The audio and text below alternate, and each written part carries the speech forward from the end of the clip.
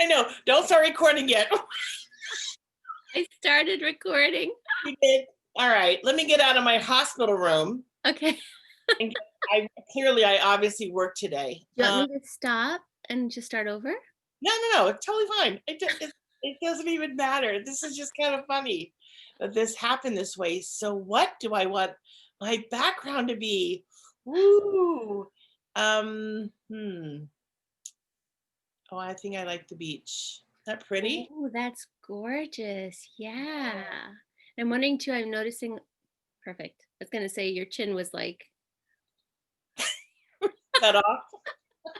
it was like, hey, how you doing? I'm right here. I'm listening. Oh my God. Uh, how are you? Good to see you. Yeah, good to see you too. I'm overall well, and then just, moving through life as we do. Yeah, Yeah. How are you doing? I'm good. I made a toddy. I just went for the straight Did bourbon. you? Cheers. Cheers. So, you know what I learned last week when I was at the liquor store? Who starts a conversation that The way? Mike best. does. Let me take a sip since we cheered. Yes. I learned that bourbon and whiskey are the same thing. Hmm. Did you know that? I guess in a sense, I feel like are they literally like all whiskeys are, but it's like some bourbons. Okay, wait. Not all whiskeys are bourbon. Is I that don't accurate? know. I don't know. So when I went to the liquor store, I intentionally went to pick up some bourbon, right? And so there was one employee who was putting, unboxing and putting things on the shelf. And I said to her, I'm like, I don't know anything about bourbon. I said, I've done a taste test years ago. Yeah. Some are a little bit more bitter and kind of hard, some a little bit sweeter. What can you tell me? She's like, I don't know. Let me go get someone who does. So she came over, and on this in the same aisle, there's a sign that says whiskey and a sign that says bourbon. So I Okay. said to her, I'm like I was specifically asking about bourbon, and she's looking at the whiskey. She's looking at Jack Daniels, which is whiskey. That's how they market it, right? Right. And I said to her, I'm like, no, but bourbon. She's like, no, it's the same. She's like, no, this is also bourbon. I'm like, oh, so then they're the same thing. And she said, she thinks it's geographical. Like she thinks like depending on where a person is from and Hmm. where they brew it, that's they choose. Like wherever Jack Daniels, which I think is Tennessee, is brewed and made, And I is think they of call it, bourbon as like Kentucky or yeah, like bourbon like is that. Kentucky. Yeah, it is. Oh, interesting. Right? Which one did you get? I got Maker's Mark. Nice. I like that one. And yeah, so what I did was I wanted to really so I'm undressing Are you someone. defrocking? I am defrocking. So I um I got an aged one. I don't know anything about, like, this is language I don't speak. Maker's Mark And is nice though. That's a good one. yeah, so I got an aged Maker's Mark, and then I had picked up some local apple cider. Yes. So I have that on the stove, mulling with Hmm. some orange zest and cinnamon and a little bit of nutmeg. Oh, I like the orange zest. Oh Nice. my, that just takes it over the edge. It's really good. Yeah. Really good. And then a friend of mine said add a little bit of honey because it just kind of just a like a little bit Like a drizzle. like a drizzle. So I did, and it's really delish. You're inspiring me this afternoon because Richard had been teaching outside. He just wanted to be out in the sun, and I was like, it was like feels like 21. When he came home for lunch, I had just warmed up some apple cider, like straight cider, cinnamon sticks, nutmeg. I'm sorry, not nutmeg, clove, and just kind of like something warming for him to have when he comes in the door. And I poured us both some, and I'm thinking, it's the afternoon, we have work to do, so like it didn't even occur to me the bourbon. Yeah. And I turn around, and he's pouring bourbon in his cider, and I was like, all right, this is how we're rolling at 2 p.m. Yeah, I love Okay, it. I'm Yeah. in. And it was nice because just getting the chill off Yeah. was my goal for him. But then there was just this like kind of sweet, festive, I don't know what to call it, like when it feels like Friday, whatever that energy is, Yeah. of like, ooh, we're doing this thing that's playful Yeah. on Wednesday. So, oh, I love that. I love your recipe. I shall try it. Yeah, it's good. It's a keeper for me, for Hmm. sure. And a couple years ago, Janice gave me this recipe for you can either drink it hot or cold. So I typically make it in the winter because I like making a big pot and I just leave it on my stove. And what it is it's fresh ginger,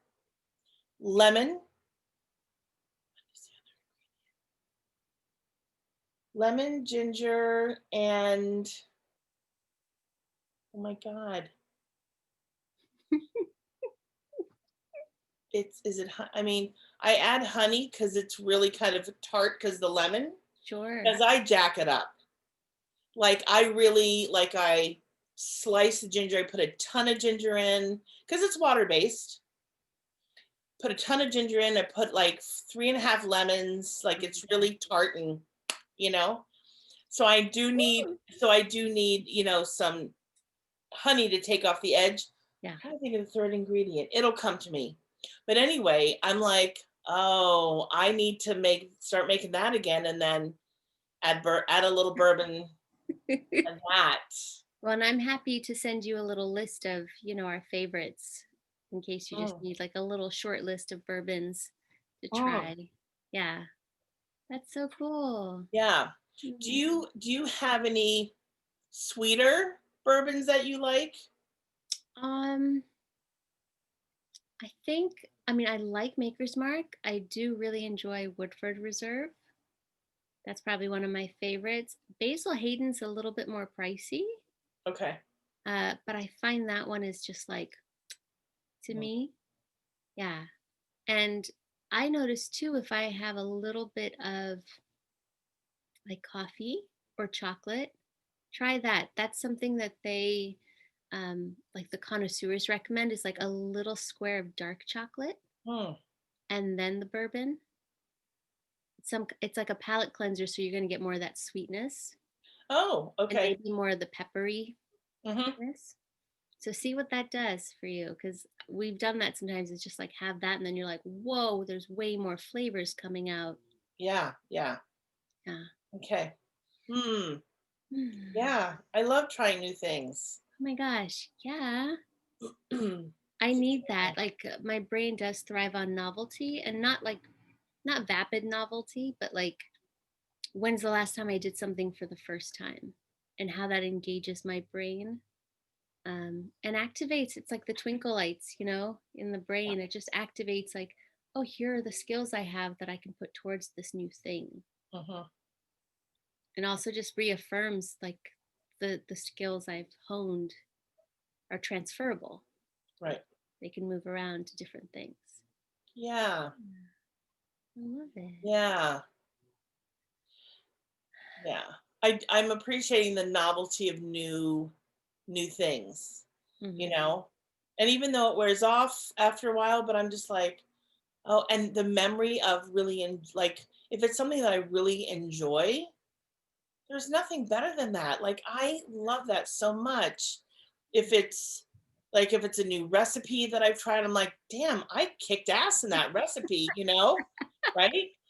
Um, yeah, a couple years ago, I had gone to dinner with a couple girlfriends of mine, and we went to dinner, and on the menu was this Brussels sprout. I guess you can call it a salad, right? As an appetizer, and I got it as a meal because I said to them, I'm like, So like about and he's like, well, it's Right. pretty hearty. I'm like, all right, good. The first bite, I was like, I have to know, I have to make this, right? Yeah. And so one of the things that like one of my I will say one of my gifts is like I really understand flavor. You can replicate. I can do it pretty well. Yeah. And then what I do is I change it up. Like I don't ever like try to completely duplicate it, but I change it up a little bit. Sometimes I make it a little savory, sometimes I make it a little bit on the sweeter side. Oh my God. And you know, and I love cooking and I love food prep and market shopping and all that. I really do. Like it's just I would not want to do it for a living, Yeah. but I love cooking for people that I love, like people who really appreciate good flavor and good food. Oh my God, there's nothing, there's just, that's the best. It's also for me, I think there's the working with my hands piece. It's highly Mhm, meditative, right? So if I'm feeling unsettled or I don't know, just had too much like brain think tanky stuff going on with the computer. And it's like, just get up and chop some stuff, watch some stuff, stir some stuff. There's something oddly somatic about like, oh, I'm just going to use my hands. I'm going to create something with my hands. I'm going to use my senses. I'm smelling the onions kind of caramelizing. I'm tasting things as I go. I find it's incredibly soothing for me, you yeah, know? Yeah. Then throw on some, hot French jazz and, all of that. But yeah, I'm finding it's more and more necessary these days to work with my hands as a tool for just these interesting times. yeah. Yeah. And it helps, it for me, it helps really self-regulate, Yeah. kind of come back to center. It's very Hmm. spiritual for me. Um, and like you said, meditative. Hmm. Because if I like if when I'm chopping, I have to focus on the cutting to not cut off my finger, right? Yeah. The And power of like unitasking. yes. Yeah. And so I have to stay focused, but it's also meditative because there isn't anything else I'm thinking about. I'm like, I'm really focused on the chopping. Sometimes Mhm. I do a little daydreaming, but most of the time I'm like, let's not cut off a finger today. That would not be good. You know, It's incredibly presencing, is what I'm it hearing. is presencing. Yes.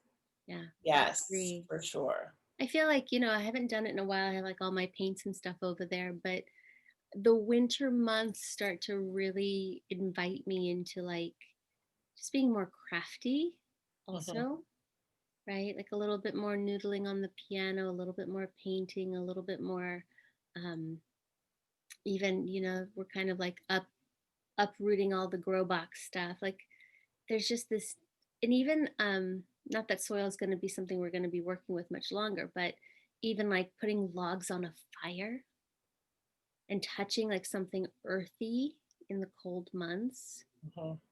really helps me. Mhm. Like you said, it helps me self-regulate. Mhm. Yeah. Yeah. Yeah. Mm. I love that. Mm. Mm. Well, I was experiencing an interesting thing, growth opportunities galore, right? I'm doing the supervision track, coaching, supervising coaches and training. And there's been two times where we're in this really large group, like 50 people, and it's really edgy for me to speak up and chime in. It's easier in the small groups and the little breakout rooms and stuff. But I'm noticing with my mentor, all the other supervisors, and all the students, like I would rather just be over here. And so it's an edge stretch. It's like a real, like, okay, this would serve. This is helpful. Get your voice in there. And in a place that I have to kind of just push a little. And both times, at least for me, I felt, I pride myself in being eloquent. I like brought up something, I shared something, some feedback that I thought could help everyone. And it didn't land well with a person each time. right? And so I run into this little shame spiral of like, could I have said it better? How did I do it? Blah, blah, blah, blah, which is my over responsible self, trying to control all sides of the street, right? I know this. And so the feedback that came back was like, oh, what you said kind of sounded judgy. And it was like, oh, it's like the last thing the nurture in me would want is to have said something that could have come off as judging, right? Someone in the group. And it was like, oh, this is so against like my archetype. I want to encourage and support and cheerlead and all of that. But what came up for me when I really sat with it, and I kind of got some perspective from a peer, was this part of me that thinks if I say it just the right way, with the right words, with the right tone, um, with the full hearted intention, that like everyone will like me and it'll land, right? And the greatest gift she gave me, she was like, you know, I don't experience you that way, but I don't have a trigger there. And it was like, hold on. So she didn't feel it that way. Many other people might have not felt it that way. Somebody did feel it that way. And holy shit, there's this messy place that I have no control over. Right. Yeah. And it took me back to like when I was a kid, it was like I walked on eggshells. Sorry. Let me silence something.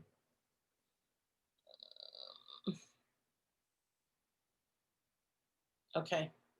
Thank you. It just took me back to like, where's that coming from? Right. The strategies and the places we have room to grow. It's like, wow, as a kid, it's like I'd walk on eggshells and not even walk on them. I'd like levitate over them like a cartoon Oh, character and be yeah. like, where can I step that might not be booby trapped? Right.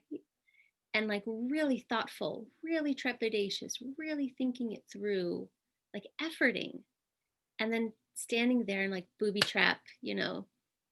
cartoon me. That's what happens. So it's like, oh my gosh, I could really be free here. Mm, Right? Once I got past like, oh, I've affected someone in a way that feels negative, and like, how could I possibly have said it differently to not have offended, right? Like, you get it. Do like, 100%, yeah. oh, I could say this with the greatest of intentions, and someone's still not going to like me, still going to be triggered, still going to be reactive, is still going to be bothered by my presence the next time they see me. Like, holy shift. Like, none of that's my side of the street. And, I still have to risk, and it still could get messy. And there's no control. And there's 50 people. I mean, even with one person, right? It's like I could say to my partner, I could say something to him one day, you'd think it's playful. And 2 days later, when he's stressed, he could be like, are you blaming me for that or something? Right. So it's like, no matter where I look in my world, I can only do my best. Hmm. And there's just a smaller part of me that's like, I can't control this. That sucks. But the adult in me is like, I don't have to control this. That's that's liberating, It's really liberating. right? Yeah. Oh, It means I don't even have to be so trepidatious in figuring it out perfectly because it's going to piss off somebody and it's going to serve somebody. right.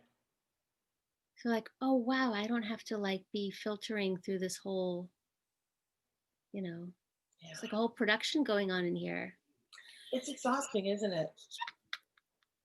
I And know. not with you, but in a large setting as a Yeah. as a leader, there's like, oh, I wouldn't have done it that way. And then it filters through to like, hey, Right. next time I try this, maybe try more of this, maybe try more of that. Um, Yeah. and just being like, wow, people's projections aren't mine to solve or make better. Right. And when we step up, we're risking being judged. All the time. So it feels like the universe is training wheels because I want to play a bigger game in this life and teach and have more impact and serve more people. And it's like, well, this you're going to have to get used to. Yeah. Mhm. And I think of like Celine Dion's like not my jam, but she doesn't care about me. She's singing to the people who love Celine Dion. Who love her and love her music and love Yeah, she everything doesn't she's care about. I'm not jamming to her. Like, Yeah. so can I bring that little diva part up, Yeah. right? Yeah. And it helped that that friend was like, I know your warm, loving heart. I know your intention. I know who you are. Like, rest in that. Yeah. Yeah. But awkward. Awkward and a really good lesson, a really good life lesson, you know? Some realignment there. Yeah. Yeah. Are you familiar with nonviolent communication? Hmm. So there's a bit in that book that talks about judgment, and what it says is that other people's judgment is not about, like, when let's just say, so let's say I put some judgment on another person, Hmm. right? And I in my head I'm making it about them. It isn't about them. That judgment is 100% about me. Yeah. So this person who interpreted what you said as judgment says a lot more about them than Right. it does about you. Thank you. I relate to that in the world of shadow work where it's like, oh, I Yes. I say, well, that's selfish. And it's like, wait, like where am I selfish? Where can I work with that? Yes, it And is. then I yeah, think the two are tied really, really pretty tightly together. that's cool. Yeah, I really think they are. Like I shadow think work just, yeah. yeah, for sure. I Hmm. want to dive into the NVC stuff even more Hmm. and even like learn more how to look through a trauma informed lens. Like Hmm. those things are interesting to me. But I love your I don't know, you're connecting those dots that like NVC and shadow work are sort of this place of like, here's my judgment out there. It's being projected on this person on this movie screen, but it's really because I'm in denial a little bit about owning that within myself, Yeah. right? And then I'm also going to always check myself when I get feedback, like I'm open, right? I'm teachable. So it's like I'm always going to check it against like, was that judgy? Did I do that from a place of judgment? Where was I at when I shared that? Like, I love that about myself that I will let feedback in, sit with it, and then really like let it like filter through, you know? But it Yeah. does take me for a ride. Yeah. Yeah. And I think as you get older, that's going to change. Hmm. I mean, I know, well, Yeah. it's one of the things that happens with age and maturity and wisdom. And you'll just, as, because you're pretty new to this, you're To this. pretty green, Yeah. especially to the supervision piece, right? Like you're really green. So it will take a while for you to develop a thicker skin. Yeah. Um, and I think what's, like, in our relationship, what I find so beautiful when you share these things with me is that I know, because I know you as I know you, that everything you are saying and doing really comes from a good place, Yeah. which is your heart. And so you know that about yourself. You know that's what's true about yourself. It doesn't matter Yeah. if anyone else knows that, but you know that, right? And Yeah. that and that's the real um sweet and special and sacred place Thank within you. you. I'm working to anchor that more so I'm not as yankable. when the feedback comes in, right? Mhm, Like, and I think the school's ethos is really great. Like, if you're triggered by someone, go process it with a peer or hire a coach. mhm, Like, go check yourself out a little. Like, go learn from it mhm. versus like just having some adversarial stance with someone. It's like, no, go unpack that, Right. right?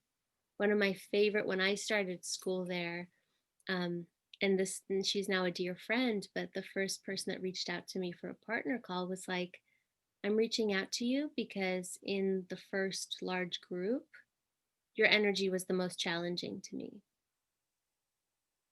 I was this, right? I was like, just me.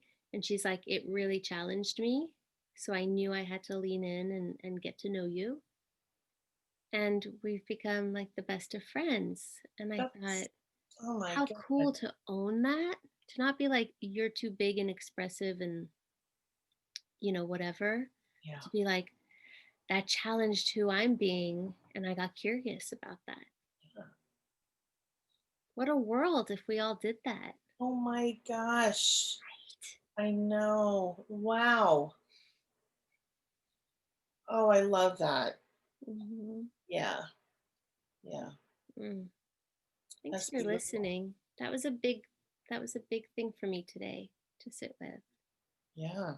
Like, risk being out there, risk being judged, serve because you long to serve, and take in feedback and just check in with yourself if there's some course correction to be had, and then let it go. Yeah. Yeah. Hmm.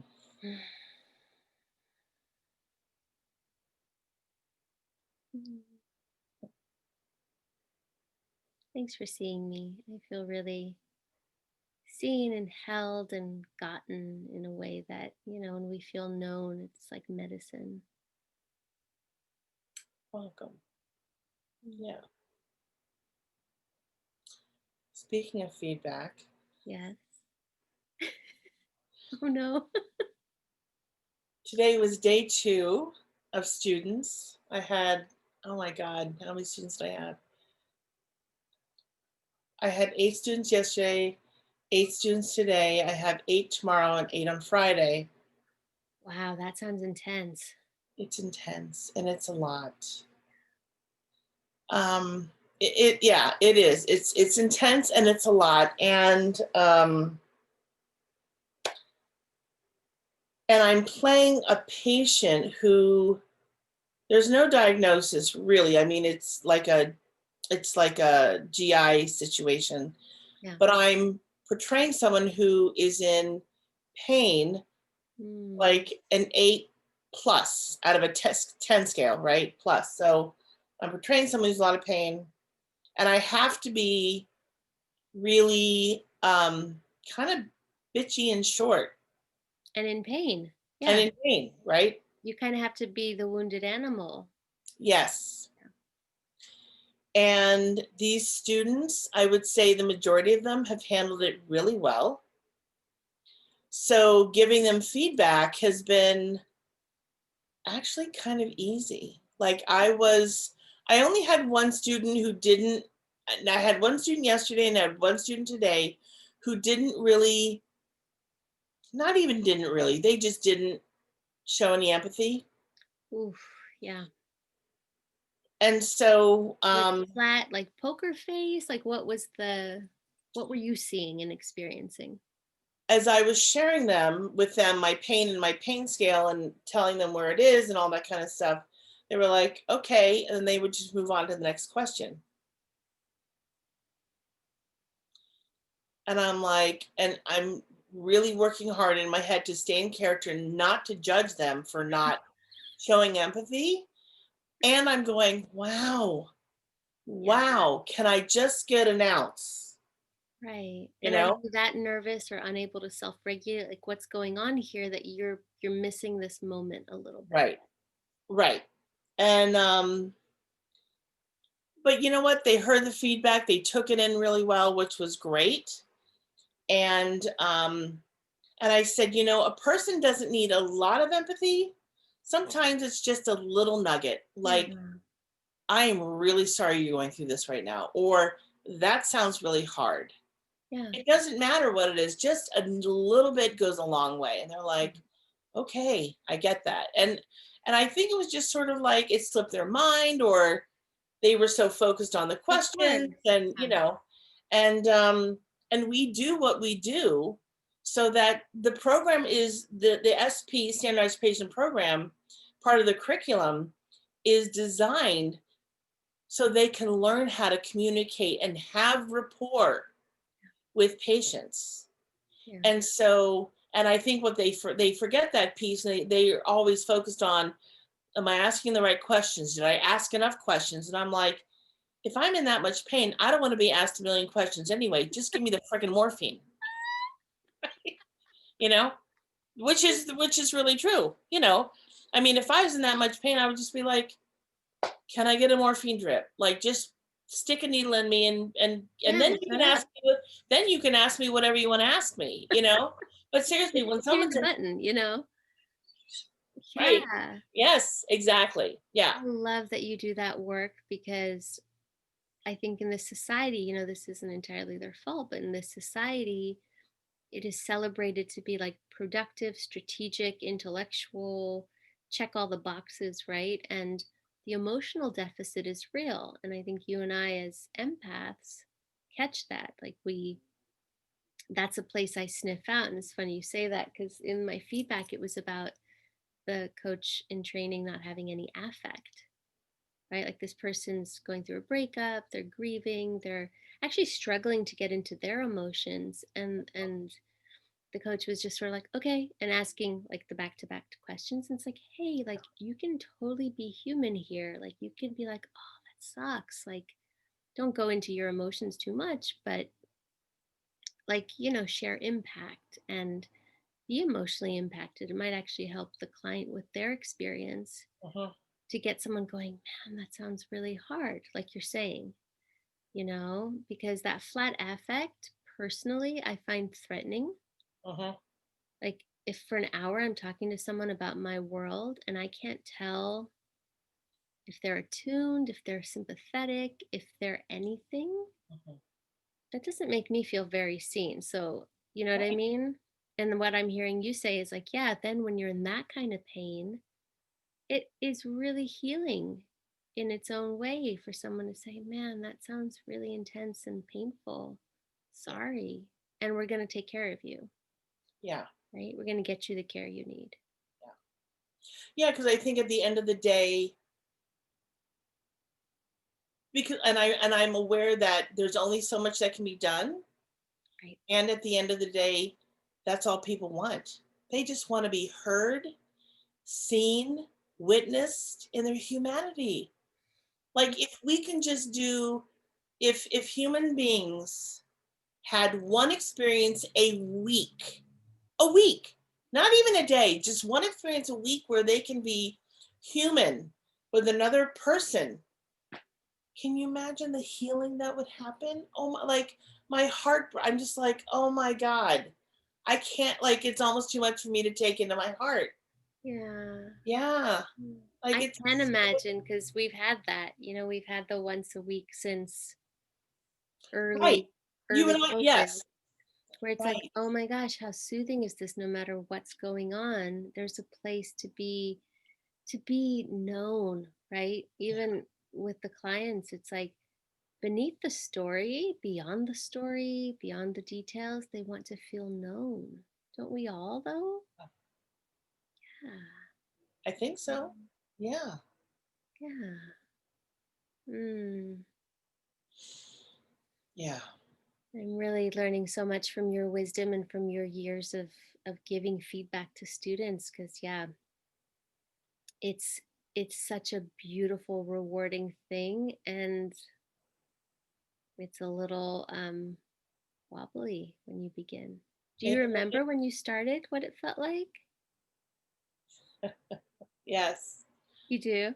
Oh my God. So, I remember, and I would say, as hard as this was and as painful as it was for me to get feedback from a student on my feedback, it was the greatest. I was so grateful because Yeah. it was the greatest lesson. I was like, oh my God, I need to really check myself. So we did this encounter, and it was like, I want to say it was a makeup encounter because we might have been, I think they might have only been running 2 rooms, and it was like 2 students were making up a thing, and it was myself and someone else, another SB. And this student just wasn't bringing it. And I don't know where I was mentally, but I was not, it wasn't until she said to me, did I do anything right? Oh, Oh my God. Like I know. I oh, that almost hurts like my I heart. my heart. I Yeah. almost like I literally almost broke down. Yeah, And because I then was you're like, seeing her humanity, right? Of just like, was there anything like, ooh. right. Well, because your eye was probably going towards like growth opportunities, right? Yes. Yeah, I Yes. get that. Yeah. And and I immediately just like sucked in my breath, and I was like, oh my God, what have I done to this poor student?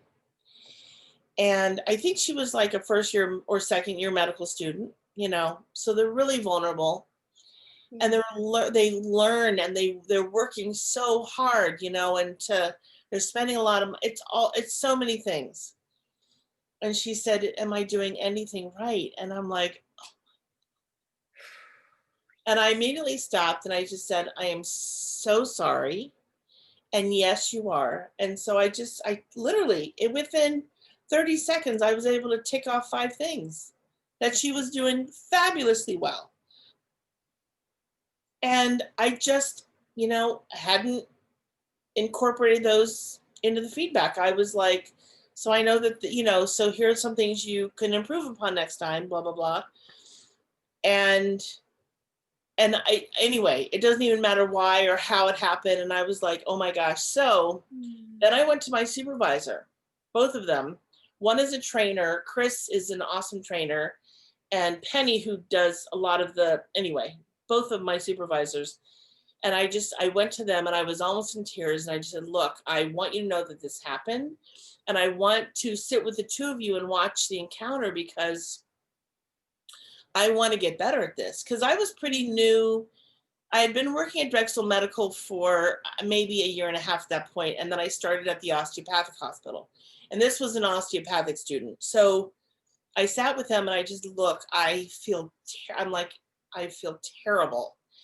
And so we did that. And they didn't, like, there was no judgment on their part. They were like, thank you for coming to us. We're Yeah. so glad that you care so much, blah, blah, blah. And so we sat and we watched the video, we watched the encounter, and then we watched my feedback. And they both, they both, like, it's not funny, but like, it was, they both were like, and I'm like, I know, believe me, I know, I feel terrible. And they're like, but you know what? You're learning. And As you're you're teachable. learning as an educator, you're learning, and that's a good thing. And I'm like, oh my God. I said, are you gonna fire me? They're like, no, I wish everyone else cared as much as you do. And I'm like, Mm. oh my God. But Yeah. it's such a fine line, and it's a very tender place where you kind of have to, and so now, um, like I shared with you, I think we talked about this a little bit last week. What I do is I ask the student, I say, tell me something. So I want your overall thoughts about the encounter, and I want you to share something that you feel you did really well, and something you feel like you could work on for next time. I love that question. And I have to tell you, 9 times out of 10, most of them find more things, or they think they are seeing things that they've not done well, and they're very hard on themselves. Sure. Where I see it very differently, I'm like, actually, this is how I see it. And they're like, oh, really? I'm like, yeah, I actually think you did really well in this situation.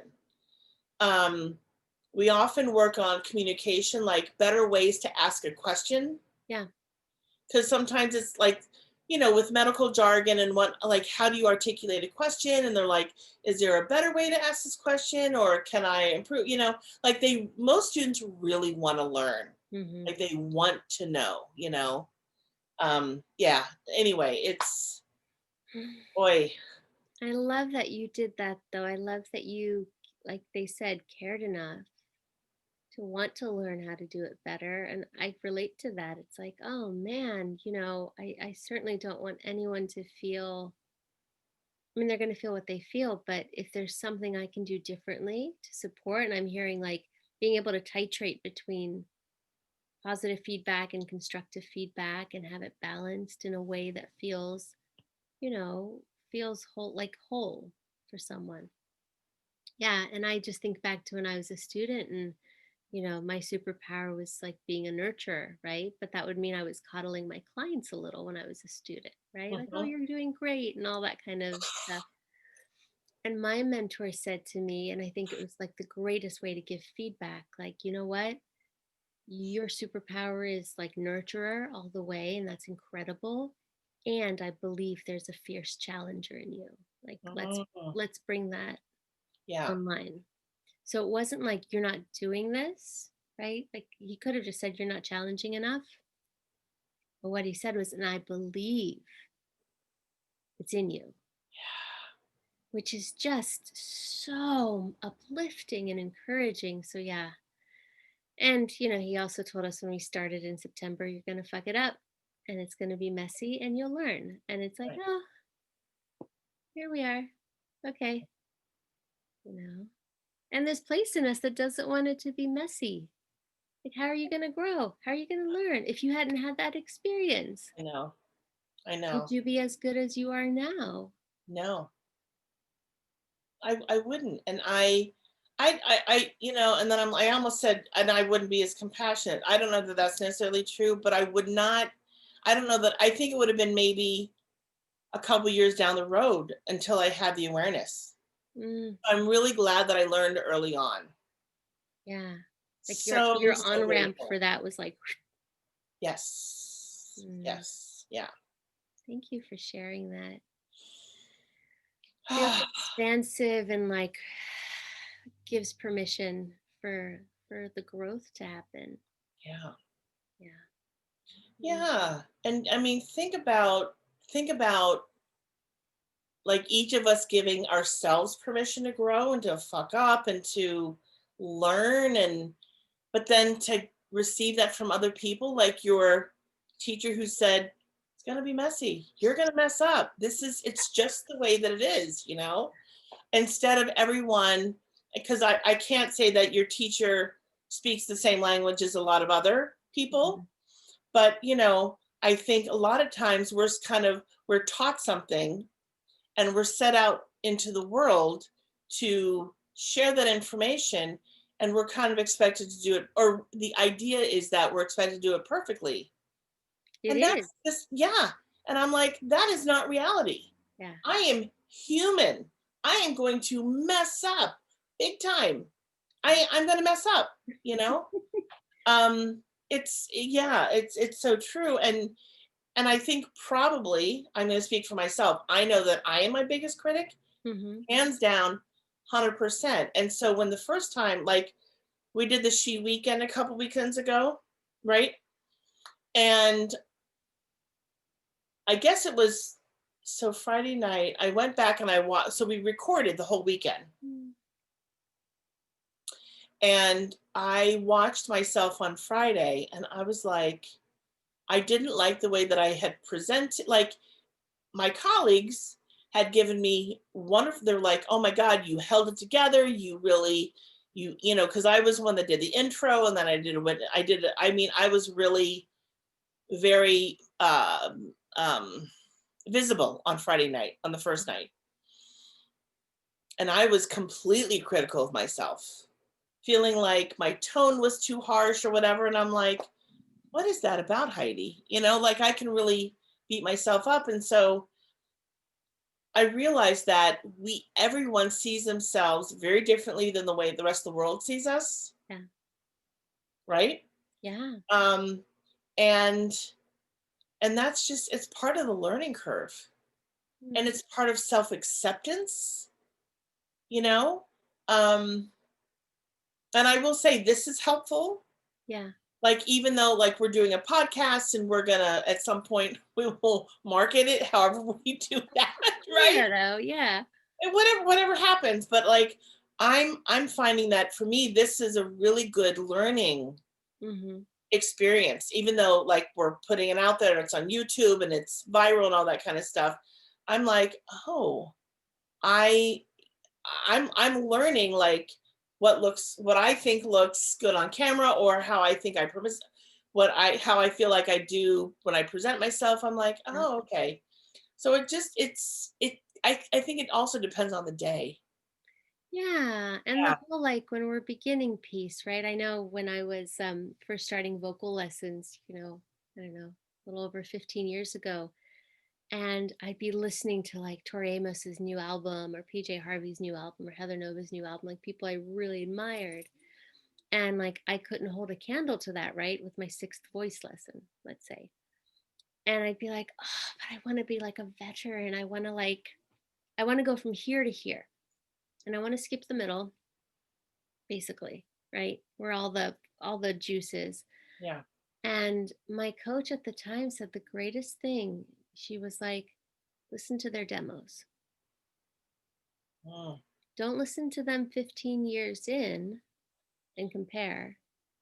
Go find their first demo, their first B-side, their first effort, because there you will hear the raw potential that's been honed, but that's where you are, right? that's so brilliant. And it was huge because I did go listen to their demos and kind of go, ugh, right? And Yeah. like, wow, I hear who they could become and I Mhm. hear the effort it took.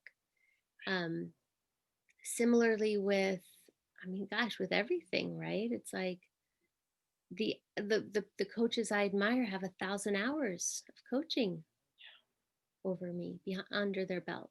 Mhm. And it's like, okay, well, I have 50 or I have 100 or whatever. Like, okay, it will come. Like Right. trusting that process, trusting that it's on its way with effort. Yeah.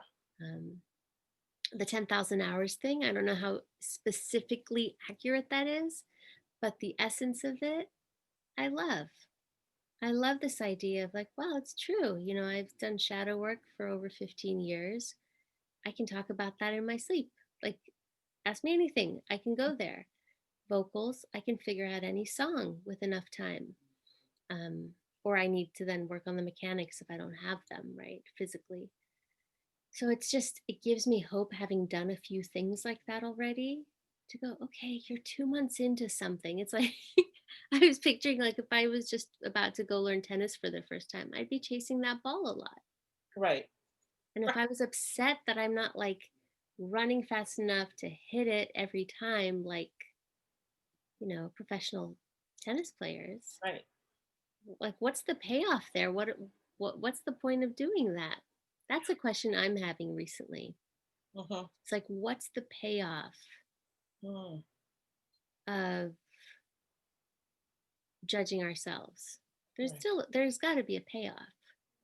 I mean, I get to stay small, right? Like, what am I getting out of Of judging myself. that story? Yeah. I think certainly staying small is one of those things, Staying you safe, know? Staying safe. Also, there's a victimization to it. right? Um, yeah. Yeah, yeah. I would say for me, those things for sure. Hmm. Mhm. Yeah, I don't sit in that place as often, but when I go there, I'm like, what are you getting to avoid facing, experiencing, feeling? Which for me this morning was like, oh man, I upset someone, and then later it was like, oh, I'm avoiding this place in me that's like you have no control about upsetting someone, Mhm. right? And you do your best, and then Yeah, it's volleyed over the net, right? right. Could you imagine trying to chase the ball on the other side of the volleyball net? That's what I was doing. right? Energetically, like, Yeah. Yeah, that's kind of crazy making, you know? God, did that come off as a judgment? Because it no, really wasn't meant to, but I'm you're like, crazy. but I But imagine, like, cause, and so what I do when I hear someone say something like that, I put myself in that situation. I'm like, I would, ooh, I would be off my rocker. Like, it's definitely not effective use of one's time, for sure. I love the way you're like, it's just not effective. It's not. Well, Okay. such a high value for me is like the high performance life, Mhm. and not the like high performance of like we're just checking things off our to-do list, but like living through the values, keeping your energy in a good place, guarding that energy. So anything that takes me down that, shit spiral, not effective use of my time. Like now I'm starting to guard that. But, I'm human and I'm sensitive, and there's a part of me that wants to be liked, and thinks I'm pretty damn lovable, but it's like, you know, can't be liked by everyone. And what a great lesson Right. to let that go. I just saw a really good quote, and I thought about you when I read it. It said, and I'm going to totally mess it up, but you'll get the gist. So something along the lines of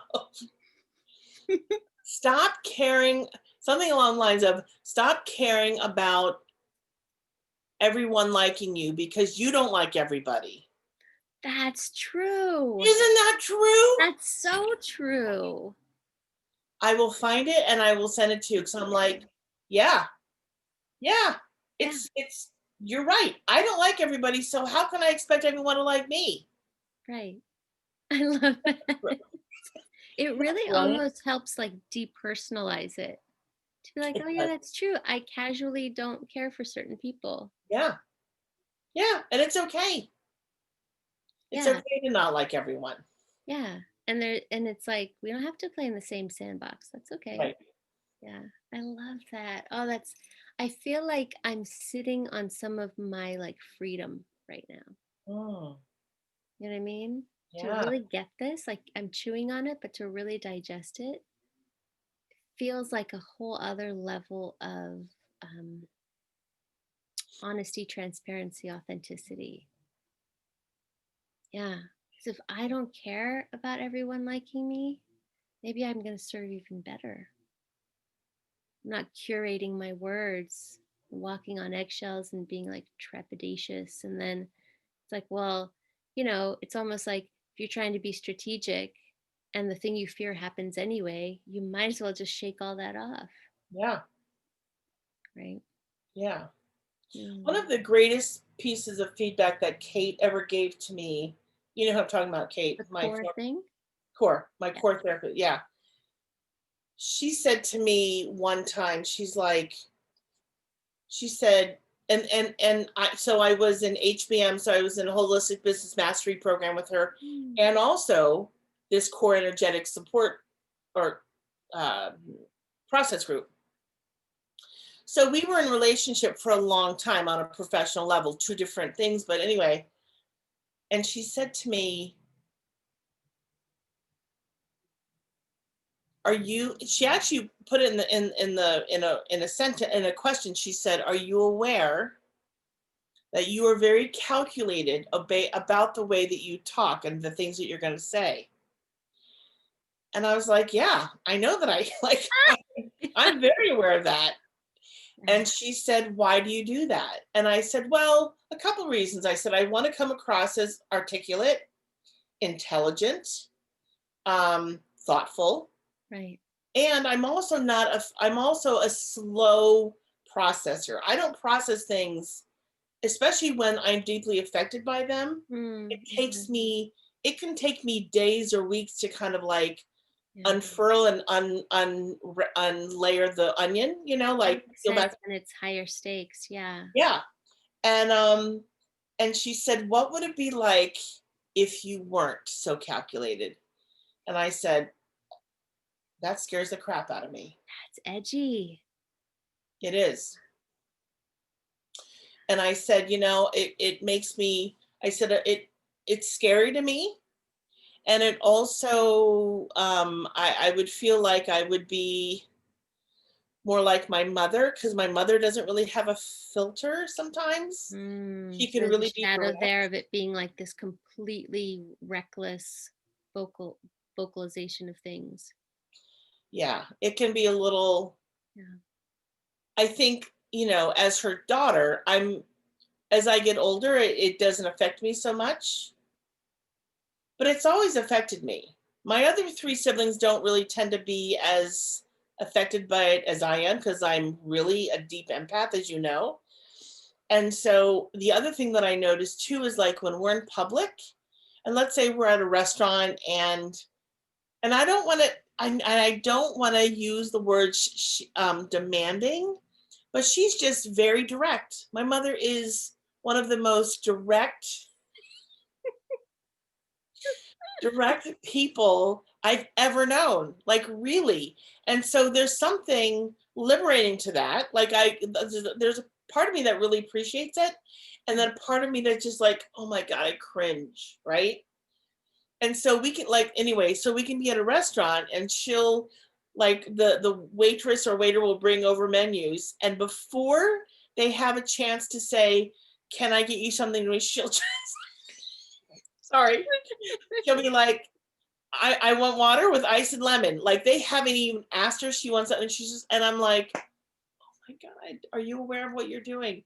But that's just, she doesn't, it doesn't even enter her mind to, like, the awareness isn't there, Yeah. you know? I know, I know. It's like, I find myself going, oh my God, I want to cringe and crawl into a ball, but it's just what she does, you know? She doesn't even And get through the like, "Hi, I'm Kristen. I'm here to, take care of you today." yeah, Yeah. yeah, Well, I think you're pointing to sort of some social etiquette too, right? yeah, It's like we share these social contracts right. that when someone kind of just decides to step over it, there is a like little tear in the web there. Yes, yes, yes. And then she'll just kind of go to look at, she won't even look at their face. She'll just look at her menu, and she'll start paging through the menu, and I am waiting for their reaction, because I know that they have one. And they're just like, what do I, kind of like, okay, let me get you some water, because it's a little shocking to be Right. talked to like that, And where are And you I in this? Like, what's your experience and how are you navigating the situation? sometimes I will look at them and I'll just roll my eyes, like, this is who she is. Yeah. Sometimes I've done that before, and I've also mouthed sorry to them, like apologizing for her. Mm, Um, and sometimes I laugh, because if they laugh, like, because it's uncomfortable, yeah. there's this uncomfortable laughter. And so they'll laugh and I will laugh, and she doesn't even know what we're laughing. It's Vanessa, I can't tell you, it's it's unbelievable the amount of unawareness. I'm laughing uncomfortably because I'm feeling like if I was at that table, like my little sphincter would just be like, yeah, Yes, yes, 100%. right? Like it'd Oh just be my like, God. oh God. But I also love that you could share a laugh with a perfect stranger Yeah, over just the fascinating being that your mom is, I know. you know? Yeah. Yeah, and I've learned to love her through it, Mm. because Hmm. it's really who she is. And I wouldn't say, like, she's like that all the time, but when she's kind of in her awareness space, it's kind of like all bets are off. And we don't know what's going to happen. And I'm like, Wow. It's a bit adventurous. it is, that's such a good word. It's very adventurous with her. Well, and Yeah. I'm wondering too, just hearing sort of here's your coach saying, "Hey, I'm kind of noticing that you're, I don't remember the word you used, but like curating, cultivating, your words, your phrases." And you're like, "Yeah, because I want to be articulate." And I'm hearing on the other side, it's like, and I also don't want to be completely like reckless Right. and not notice my own impact. Right.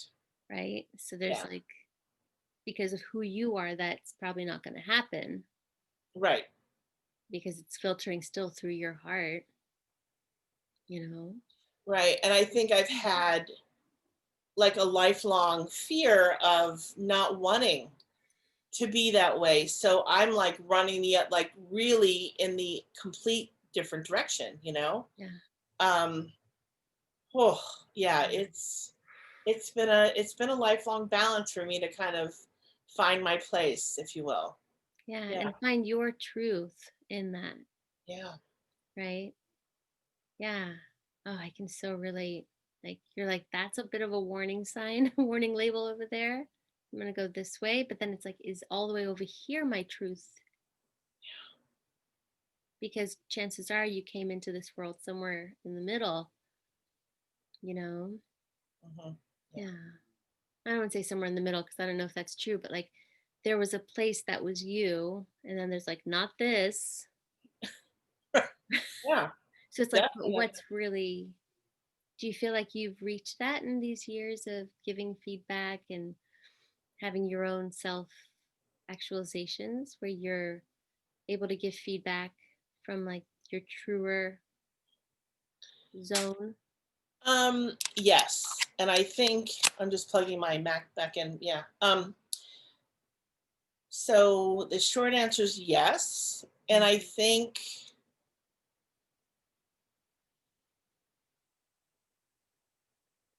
because I mean, yes, so the self-actualization and and all of the personal growth work that I've done and spiritual work that I've done and intuitive work that I've done Yeah. has all played an impactual difference. I mean, it's so obvious to me. I'm like, when I, like if because everything is videotaped, all the sessions are videotaped. Mm-hmm. We don't have access to them, but the students do. But like I said, with these two supervisors that early on, that's the only time I've seen myself on camera. But I would be curious because I mean, the more I know, the more I can learn, the more I can observe myself. Um, but I would say that 14 years, and you know, I Yeah. will always improve and I will always get better. But I'm certainly a lot better than I was. Yeah. Well, it's like honing a craft, right? And there's It that place. is. And I think video is so interesting because how we think we come across and how we might actually come across, it's an interesting place to witness. You Yeah. know, I think of in voice, there's sort of the feedback loop. Like we do a lot of this to mic to the ear because between the sinuses, the skull, all that stuff, Mhm. what's coming out here, this isn't really catching. Right. So often you'll have someone sing thinking they rocked it. And when you play it back, it's like, oh, I didn't catch those things because they needed to actually like listen back to it Mhm. to be objective, to be as objective as they can be about their voice. Um, I think it's the same, you Yeah. know. It's humbling to watch videos back, whether I'm performing on stage or whether I'm coaching or teaching. It's humbling. And I think that's where the real growth edge is, Yeah. not to be in the experience anymore, because that's through a different lens, but to really be like, how am I impacting? How are other people experiencing me to the best that I can empathize there, Yeah. best that I can know. Hmm. Thank you for this. It feels so rich and fertile, these conversations. Yeah. Yeah. Yeah. My hope and prayer is that, other people, whoever chooses to watch this, will get something from it too. I mean, Yeah. that's always my hope. Me too. Yeah. And if anything, because we do go into so many different topics, just even being able to model um, organic convo and Mhm. relating feels really good to me. Mhm. You know, Yeah. there's a Well, transmission there, there's a download there. for anyone who's looking for that kind of modeling and understanding of that. Right. Yeah. And being Mhm. vulnerable and holding space and all of it. Yeah. Yeah. Mm, I Hmm. love you. I like that. I'm breathing it in. I can't believe we're at the end of our hour. I mean, like, that happened. Like, what? Wow. Timeless, right? I mean, my reverend in LA, he used to say, like, when you're doing what you love, you'll be fully funded by the presence. Mm, And I feel that where it's like, oh, I could have been tired, I could have been this, I could have been that. And then there's just like something that is beyond my human self that comes online. Is part of my human self, but it's like beyond that. yeah. And it's like, wow, we went through something. I couldn't believe it's been an hour and 6 minutes. Right. Right.